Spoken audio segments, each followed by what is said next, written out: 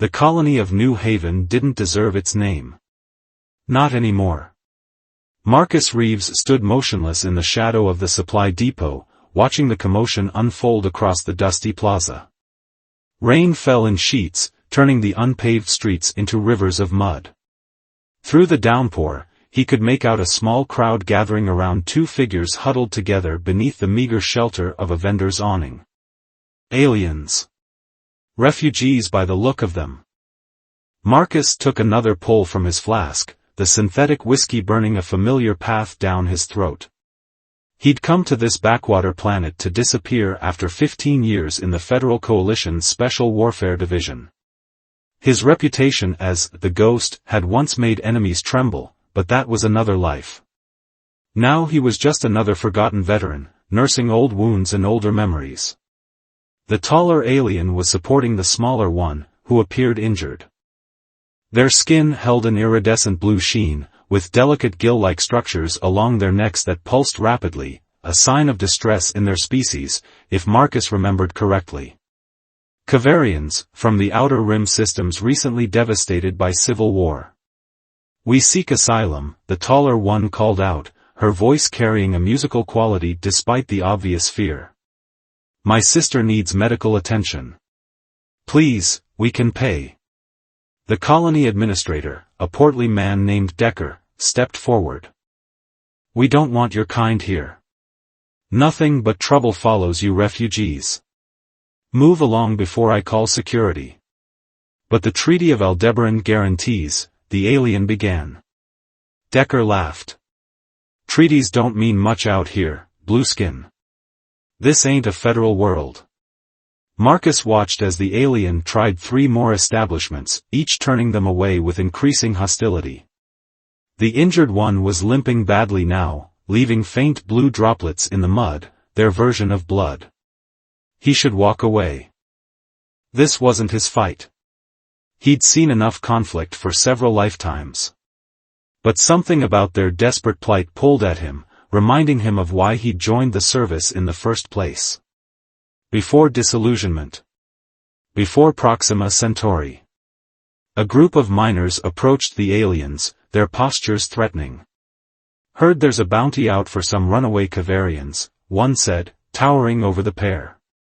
"That wouldn't be you two, would it?" The taller alien pushed her sister behind her. "We've done nothing wrong." "Don't matter to us," another miner said. "Credits are credits." Marcus's hand moved to the combat knife concealed beneath his weathered jacket before he'd consciously made a decision. The weight of it brought a flood of muscle memory, and with it, clarity. He stepped out of the shadows, moving with the fluid grace that had once made him legendary on a dozen battlefields. "That's enough," he said, his voice carrying the unmistakable steel of command. The miners turned, surprise registering on their faces as they took in the newcomer. Marcus was not a large man, but something in his stance made the miners hesitate. "Mind your business, stranger," the lead miner growled, though he took a half-step back. "These two are now my business," Marcus replied evenly. His eyes, gray as gunmetal, never blinked. "Walk away." Perhaps it was his tone. Perhaps it was the way his hand rested near his concealed blade. Whatever the reason, the miners backed off, muttering curses. Marcus turned to the aliens. The taller one's large, almond-shaped eyes regarded him with cautious hope. "I'm Tessa," she said. "This is my sister, Mila. She's been shot." Marcus nodded once. "Marcus Reeves. Follow me, and stay close. This colony's forgotten what humanity means." As he led them through the rain toward his homestead on the outskirts of town, Marcus felt something long dormant stirring within him. Not just purpose, but something more dangerous. Hope. Marcus's homestead sat on the edge of a dense forest, far enough from New Haven to offer privacy but close enough to remain connected to civilization's tenuous threads. The cabin itself was sparse but sturdy, built with the same pragmatic efficiency that had guided its owner through countless missions.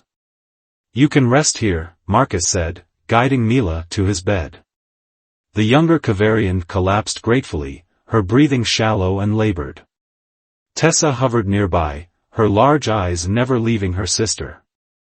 The projectile pierced her lower thoracic cavity. Our physiology is different from yours, but... I've treated Kavarian wounds before, Marcus interrupted, retrieving a dusty medkit from beneath a loose floorboard. It contained supplies he'd never expected to use again, military-grade biofoam, regenerative bandages, specialized medications for a dozen different species. Tessa's bioluminescent patterns shifted in surprise. You've served with our kind? Marcus nodded as he worked, carefully removing the makeshift bandage covering Mila's wound. Joint operations against the hegemony, 7 years ago. Your people fought bravely. For the next hour, they worked in silence. Marcus's hands moved with practiced precision, cleaning and treating the wound while Tessa monitored her sister's vital signs. When they finished, Mila had fallen into a healing sleep, her breathing stronger. Thank you, Tessa said, the simple words carrying the weight of galaxies. Everyone else turned us away. Marcus offered her a self-deprecating shrug. This colony isn't what it once was. Fear changes people. Not you, she observed, studying him with those unnerving eyes that seemed to see beyond surface layers. He turned away, uncomfortable with her scrutiny. I've just seen enough to know better. He gestured toward the small kitchen area. You should eat something. Then you can tell me who's hunting you. Later, as they sat across from each other at his worn table, Tessa explained their situation. The sisters had worked as researchers at a facility owned by the Garvin Syndicate, one of the most powerful criminal organizations in the sector. What they'd discovered there, experiments conducted on their own people, had forced them to flee.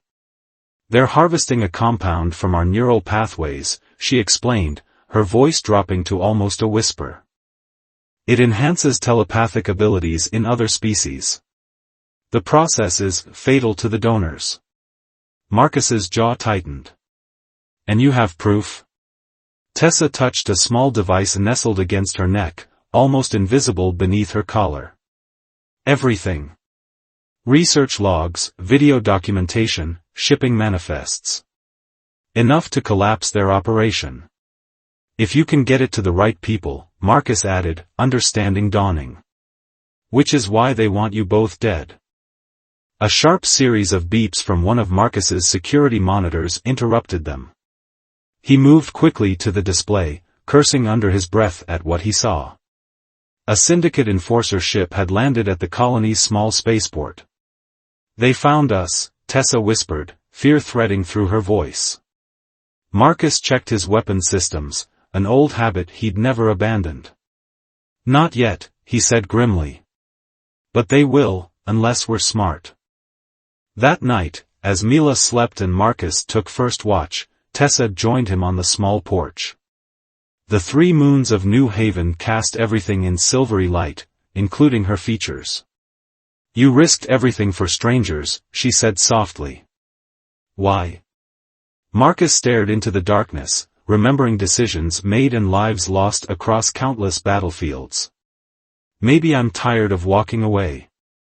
When she placed her hand over his, the touch sent an unexpected warmth through him. Different biologies, different worlds, yet in that moment, something fundamental and unmistakable passed between them. A connection forged in crisis but promising something more. Whatever comes, she said, her voice carrying both strength and vulnerability, I'm glad fate brought us to your door, Marcus Reeves. As her fingers entwined with his, Marcus realized he'd just drawn a line, one that the Garvin Syndicate would soon ask him to defend. 3 days passed in uneasy quiet. Mila grew stronger under their care, while Marcus ventured into town for supplies and information, always careful to avoid notice. The colony had changed since the Syndicate's arrival, security drones patrolled the streets, and once friendly faces now watched with suspicion.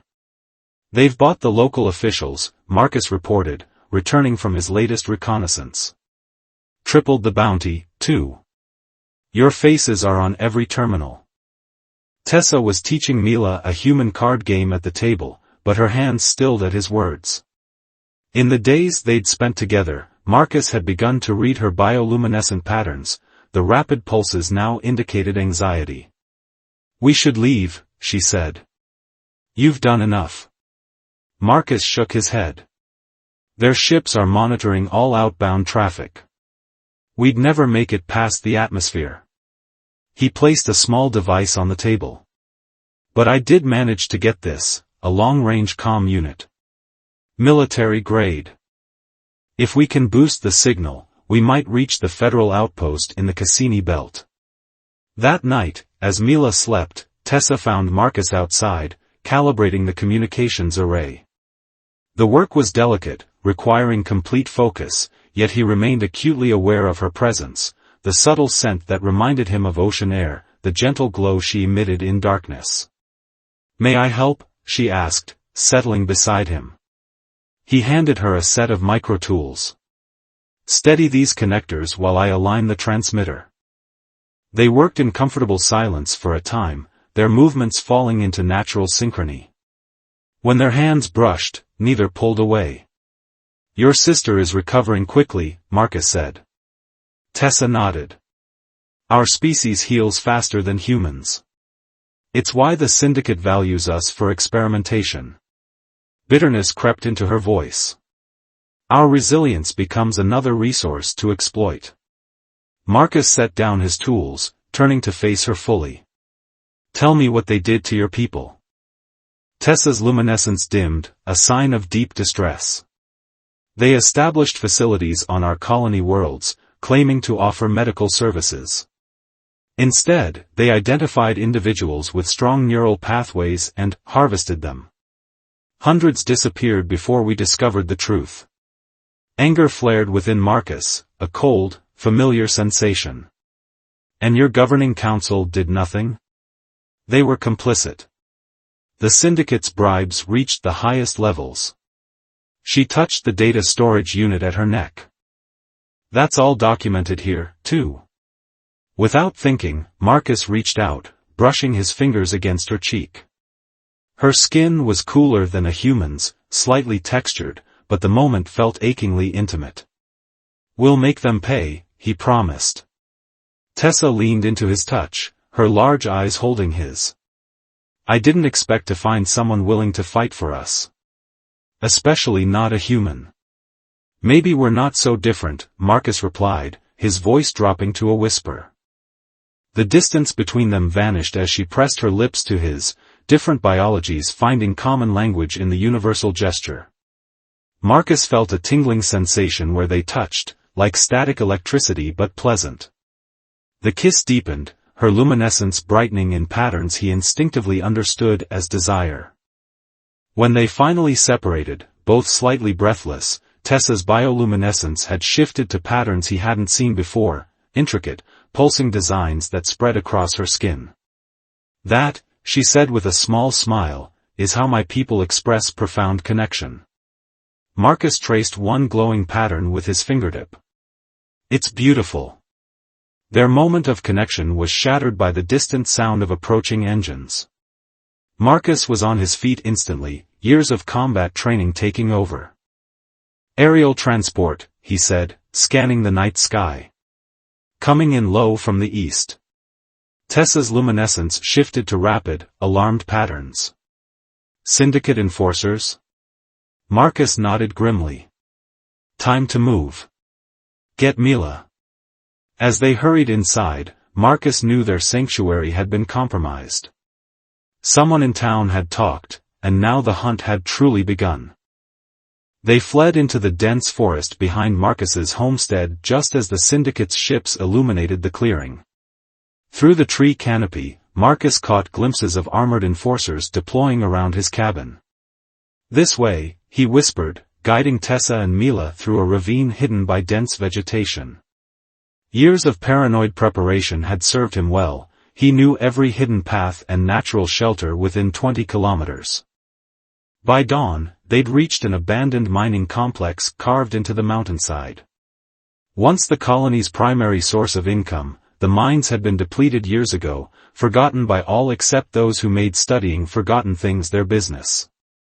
"We'll be safe here for now," Marcus said, securing the entrance behind them.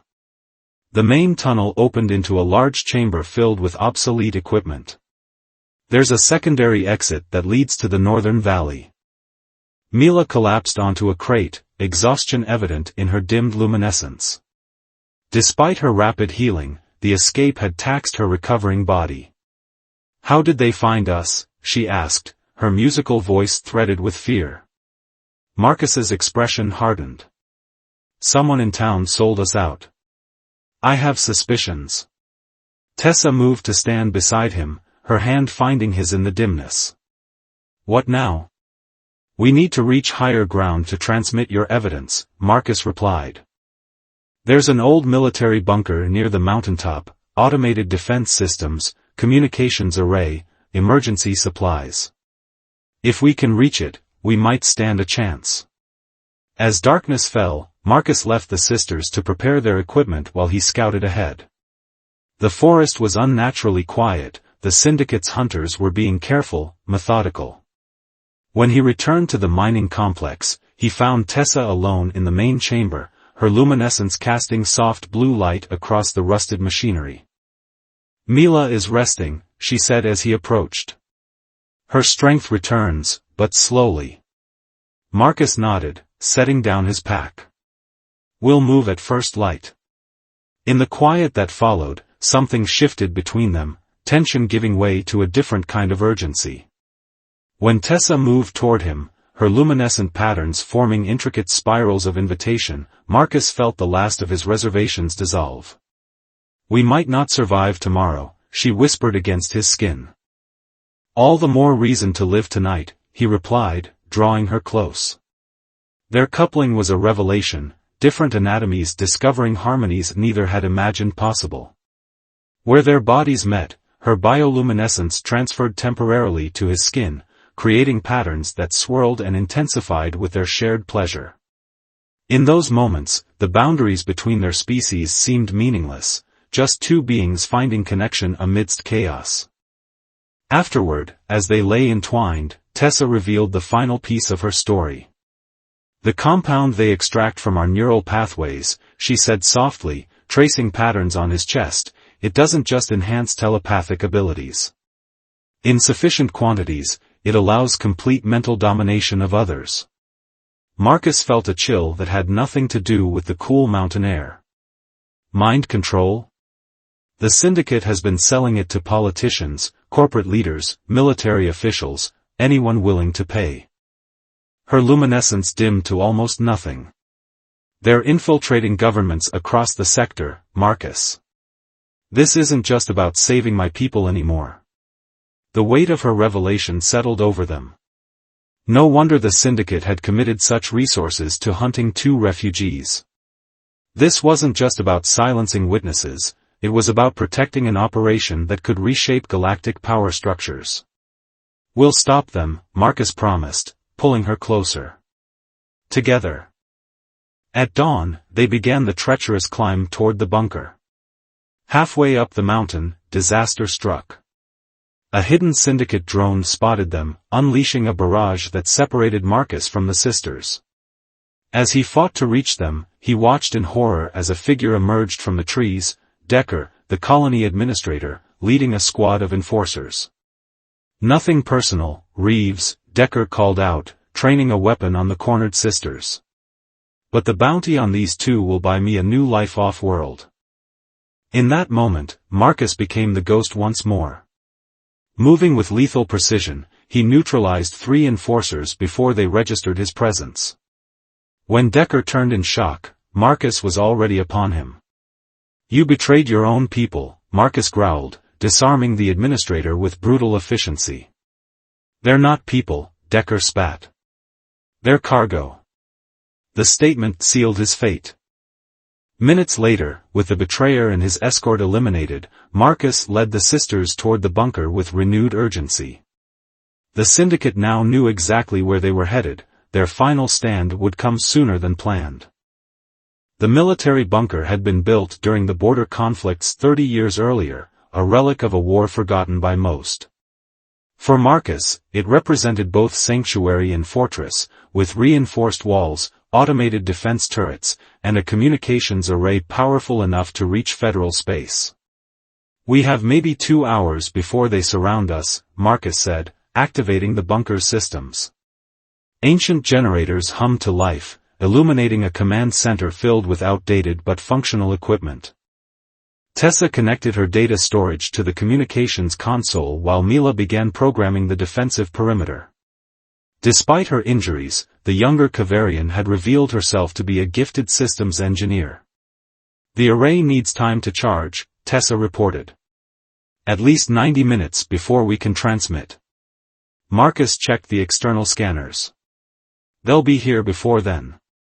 We'll have to hold them off." He moved to a weapons locker, entering a code that shouldn't have still worked. The door slid open, revealing an arsenal that brought memories flooding back, memories of operations he'd spent years trying to forget. As he armed himself, Tessa approached, her luminescence pulsing with concern. "You've done this before." Stood against impossible odds. Marcus loaded a pulse rifle with practiced efficiency. "Proxima Centauri. My squad was ordered to hold a relay station against hegemony forces. Command promised reinforcements that never came." His voice grew distant. "I was the only one who walked away." Tessa's cool hand touched his face. "You won't be alone this time." The first assault came at sunset, a probing attack easily repelled by the automated turrets. The second was more determined, with syndicate forces attempting to breach the eastern entrance. Marcus met them with the calculated violence that had made him legendary, each shot precise, each movement economical. Between attacks, he returned to the command center where Tessa monitored the communications array. 60% charged, she reported. "We just need more time." The third wave came with overwhelming force, dropships deploying enforcers on all sides, heavy weapons bombarding their defenses. One by one, the automated turrets fell silent. Marcus moved between defensive positions, holding back the tide through skill and sheer determination. In the command center, Mila worked frantically to maintain their shields as Tessa prepared the transmission. The sisters' luminescence had synchronized, a sign of their deep biological connection heightening under stress. "Marcus." Tessa's voice came through his comm unit. "We're ready to transmit." Just as she spoke, a breaching charge detonated at the main entrance. Marcus rushed back, arriving as the dust cleared to reveal a syndicate commander flanked by elite enforcers. "Stand down, Ghost," the commander called out, using Marcus's old battlefield designation. "The bounty doesn't specify alive." Marcus raised his weapon. "Neither does mine." What followed was chaos distilled, a firefight of brutal intensity that filled the corridor with acrid smoke and the distinctive ozone smell of energy weapons. Marcus fought with cold precision, each movement calculated for maximum effect, but the enforcers kept coming. A blast caught him in the shoulder, spinning him against the wall. As he struggled to maintain position, he heard Tessa's voice over the comm, "Transmission complete. Federal cruisers responding, 8 minutes to arrival." 8 minutes might as well have been eternity. Wounded and outnumbered, Marcus prepared for a final stand. But before the enforcers could press their advantage, something unexpected happened. Kavarian bioluminescence, blindingly bright, flooded the corridor. Tessa and Mila stood shoulder to shoulder, their combined patterns forming configurations Marcus had never seen. The syndicate enforcers faltered, weapons wavering. "Neural disruption," Tessa explained through gritted teeth as she advanced. "A defense mechanism our people rarely use. Costs us dearly, but..." The enforcers dropped to their knees, weapons clattering to the floor as their neural systems overloaded. Only the commander remained standing, fighting through the effect with cybernetic assistance. Marcus didn't waste the opportunity. With his remaining strength, he lunged forward, tackling the commander to the ground. They grappled briefly before Marcus gained the upper hand, rendering his opponent unconscious with a precise strike. When the Federal cruisers arrived, they found an exhausted human and 2 depleted Kavarians guarding a dozen incapacitated Syndicate enforcers. More importantly, they received a complete data package detailing the Syndicate's operation, evidence that would dismantle one of the most insidious criminal enterprises in the sector. In the aftermath, as medical personnel treated their injuries aboard the lead cruiser, Marcus found Tessa on the observation deck, watching New Haven recede in the distance. "Your evidence is already causing shockwaves," he said, joining her at the viewport. "Federal investigators are deploying to Kavarian worlds. The Syndicate's operation is finished." Tessa's luminescence had dimmed from exhaustion, but new patterns formed as she turned toward him, patterns he now recognized as hope, affection, possibility. "What happens now?" she asked softly. Marcus considered the question. For years, he'd hidden from his past, seeking oblivion in isolation. Now, standing beside this remarkable being from another world, he saw a different path. "The federal prosecutor wants us to testify," he said. "After that, there are other Kavarian refugees who need advocates. People who'll fight for them when no one else will." Understanding dawned in her large eyes. "You're proposing we continue working together?" Marcus took her hand, watching as her luminescence transferred slightly to his skin, a connection that defied biological differences. "I'm proposing much more than that, if you're willing." Her answer came not in words but in luminescence, brilliant patterns that spread from her body to his, binding them together in a silent promise that transcended species, planets, and the vast darkness between stars. In the end, it wasn't about being a hero or making a stand. It was simpler than that, hearing cries that others ignored, and having the courage to answer.